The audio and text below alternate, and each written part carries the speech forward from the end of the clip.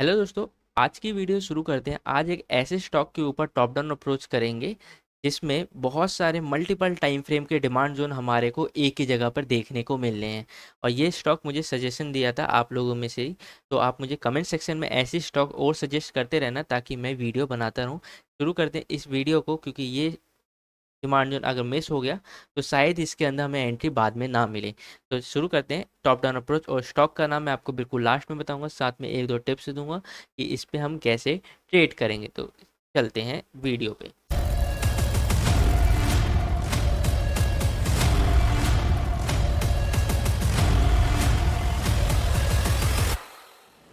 सबसे पहले yearly time frame पे चल।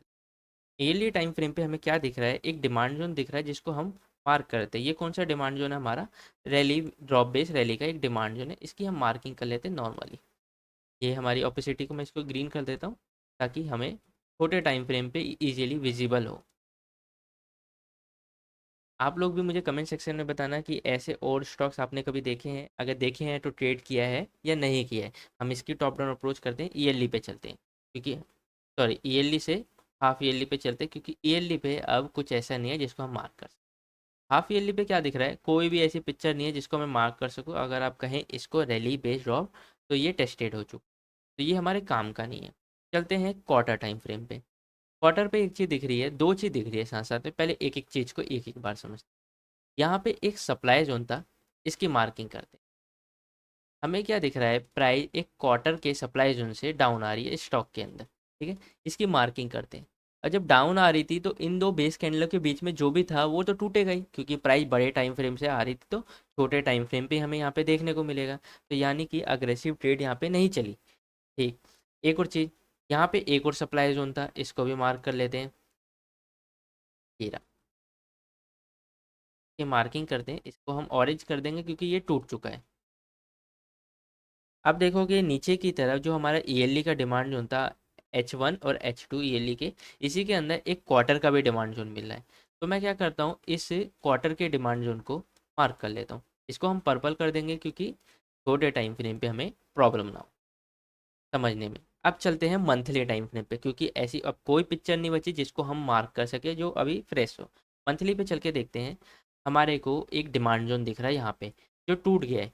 लेकिन ये टूटा क्यों? कितना अच्छा तो डिमांड जोन था, अचीवमेंट वाला था, इसने क्वार्टर वाले को तोड़ा था। इसका भी रीज़न मैं बताऊंगा।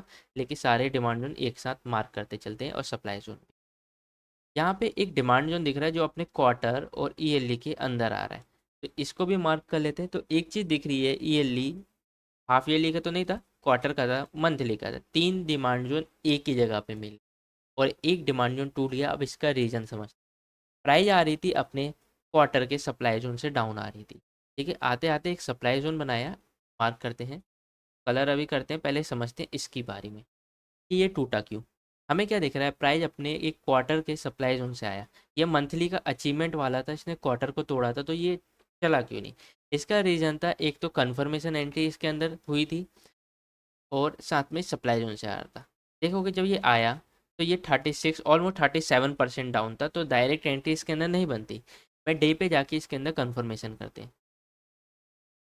प्राइस इसके अंदर फर्स्ट टाइम जब डाउन आ रही थी तो देखते हैं हुआ क्या। प्राइस आई, एक नियर में सप्लाई जोन बनाया। ठीक है, जो भी इसको तोड़ेगा उसके ऊपर ट्रेड करना था, लेकिन प्राइस ने एक नीचे भी सप्लाई जोन बना दिया, ये वाला।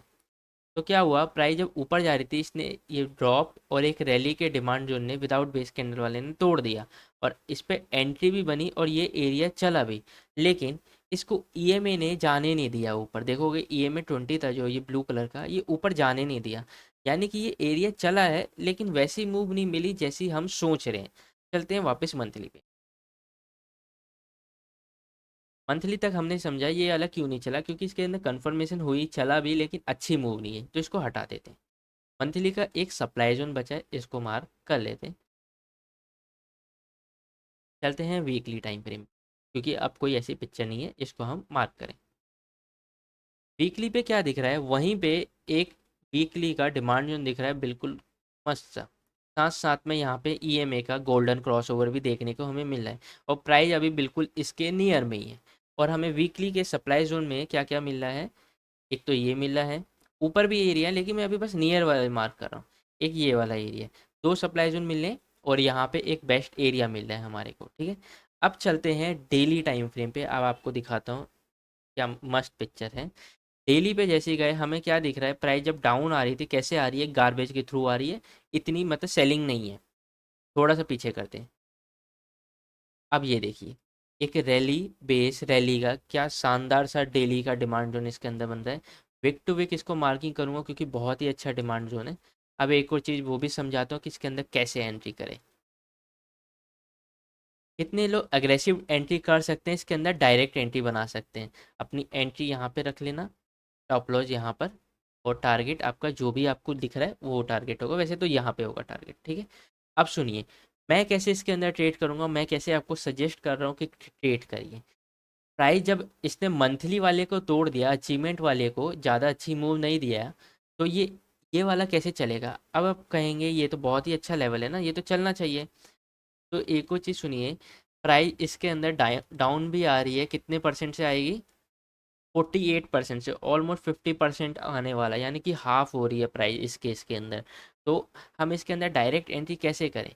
जो अग्रेसिव लोग हैं वो तो कर लीजिए, उनमें तो मैं मना भी नहीं कर सकता, लेकिन जो कंजर्वेटिव है, एक कन्फर्मेशन चाहते हैं, तो वो इसके अंदर एक कन्फर्मेशन एंट्री करेंगे, ठीक है। हम क्या करेंगे, कन्फर्मेशन एंट्री करेंगे, साथ साथ में ईएमए के ऊपर क्लोजिंग चाहेंगे, तभी हम एक कन्फर्मेशन मारेंगे। क्यों, क्योंकि अजंता फार्मा के अंदर भी सेम एक ऐसी पिक्चर बनी थी 2018 में, आप जाके चेक कर लेना, ठीक है। वो क्वार्टर के डिमांड जोन के साथ हुआ था, लेकिन सेम इसके अंदर भी होता है। स्टॉक का नाम है स्टॉक क्राफ्ट है, ये आप लोगों ने मुझे सजेस्ट किया था, कमेंट सेक्शन में आप मुझे ऐसी और स्टॉक को सजेस्ट करना और बताना, ऐसे मल्टीपल टाइम फ्रेम वाले एक ही जगह पे जहाँ पे डिमांड जोन मिला आपने ट्रेड किया है या नहीं किया है। तो इसका सिंपल आंसर है कि आप इसके अंदर डायरेक्ट कन्फर्मेशन के साथ करिए, ठीक है। और अगर आपके पास टाइम नहीं है, आप ऑफिस ऑफिस वाले हैं, तो आप डिस्क्रिप्शन में व्हाट्सएप चैनल की लिंक मिल जाएगी। जैसी कन्फर्मेशन होगी मैं आप लोगों को इस चैनल पे बता दूंगा, तो आप फॉलो कर लेना। और वीडियो कैसी लगे आप मुझे कमेंट सेक्शन में बता देना, और लाइक कर देना, नए हैं तो फॉलो कर देना, क्योंकि जो भी आप स्टॉक कमेंट सेक्शन में बताएंगे उसके ऊपर अगली वीडियो बनेगी, साथ साथ में मैं आपका नाम भी मेंशन करूंगा। तो मिलते हैं अगली वीडियो में, अभी के लिए बस इतना ही, धन्यवाद।